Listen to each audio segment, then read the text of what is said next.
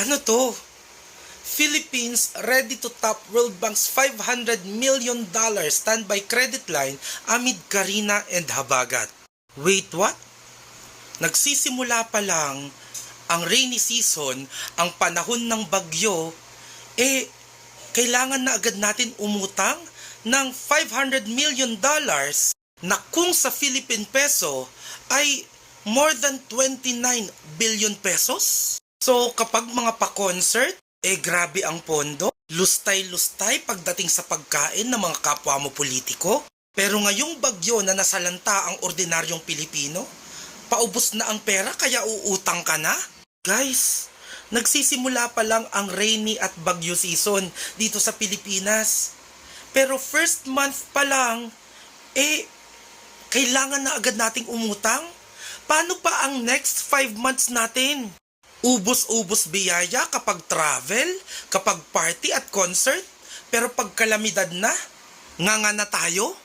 Inaasahan na magiging malala ang mga bagyo at tag-ulan ngayong taon dahil sa naging sobrang mainit na summer season. Hindi naman siguro lingid sa kaalaman ni Bongbong Marcos na ang El Nino ay madalas na sinusundan ng La Nina kung saan ang mga tag-ulan at ang mga bagyo ay malala. So hindi mo napaglaanan ng pera at napaghandaan ang mga ganitong panahon, pero grabe tayo gumastos sa lamyerda at sa mga kapritsyo na yan. Kawawa naman tayong mga Pilipino. Pag tayo nang nangangailangan, kailangan ng utangin. Wala nang pera, wala na yung budget. Itong 90 billion pesos na kinuha nyo sa PhilHealth kamakailan lang, ubos na din? Di ba dapat for noble causes to at ito na yung noble causes na yon? So ubos na din to, kaya kailangan na nating mangutang. Hinay-hinay naman sa paggastos ng pera ng tao. Kasi paano pag kami na ang nangangailangan, wala na? Ubos na, said na? Guys, nung panahon po ni Duterte, iniwanan si Duterte ng 5.948 trillion pesos na utang. Sa end ng 2019 o December 2019, ito ay naging 7.731 trillion pesos lamang. Meaning, sa loob ng 3.5 years ni Duterte ay nakautang lang siya ng 1.783 trillion pesos. While kay Bongbong Marcos, September 2022 nung naupo siya, merong 13.52 trillion pesos na utang ang Pilipinas. Na ayon sa Bureau of Treasury, end of February 2024 pa lang ay 15.8 trillion na. That's 1.66 trillion pesos sa loob lamang ng halos 1.5 taon.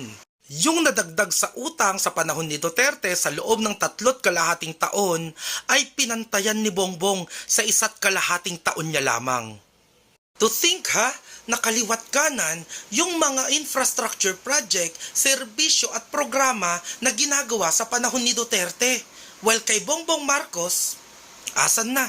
Grabe ka naman mangutang, Bongbong. Tapos ngayon na may bagyo, na dapat may budget yan at may nalaan na pera, at nagsisimula pa nga lang ang rainy season, uutang ka na naman.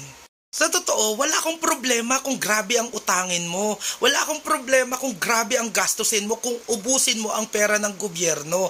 As long as nakikita namin at nararamdaman namin ang serbisyo at mga pinaggagawa mo. Sa totoo, wala din akong problema kahit papano kung gumastos ka para sa ikakasaya mo. Pero sana, kapag kami naman ang nangangailangan, katulad nito na napapasok tayo sa kalamidad, ang ordinaryong Pilipino ay nasasalanta ng bagyo, yung may napaglaanan ka naman para sa amin, yung hindi lang puro sa inyo. Kung ganito ang sitwasyon ng Pilipinas at ginagawa ng administrasyon, guys, magdasal-dasal na tayo.